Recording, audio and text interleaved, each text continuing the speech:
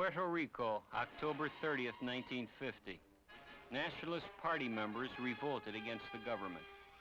The Nationalists, bitter enemies of the United States in their campaign for Puerto Rican independence, saw their revolt crushed by government planes, tanks, and guns.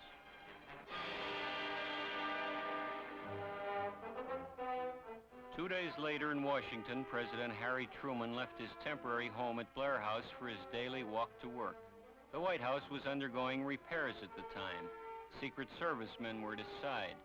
Truman, active in the island's affairs as a senator, had become the first president to appoint a native Puerto Rican governor.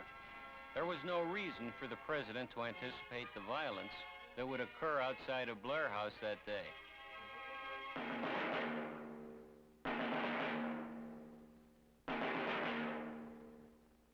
Two Puerto Rican nationalists attempted to assassinate President Truman. They planned to shoot their way into Blair House to kill the president. Instead, they were engaged at the front door in a terrible gunfight with presidential guards. Their reason? Somehow to start a revolution and win independence for Puerto Rico. One of the nationalists was wounded, the other died.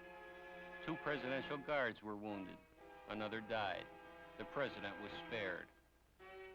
A letter linking the would-be assassins to Puerto Rican nationalists was found on the dead man's body. One of the men went by our post on the east end of the Blair House, and when he came within 10 feet of Officer Birdsell, he pulled his gun and started shooting at the officer. Officer Don Davidson and I immediately pulled our guns and started shooting towards this man. Davy, did you see this fella cross your booth? Yes, sir, Chief. How did he appear to you? Did he look like a radical or anything unusual about him? No, sir. He looked very nice to me. He was dressed good. He was taking his time, walking slowly. Just like the ordinary pedestrian that walks along the pavement in front of the Blair House. Yes, sir.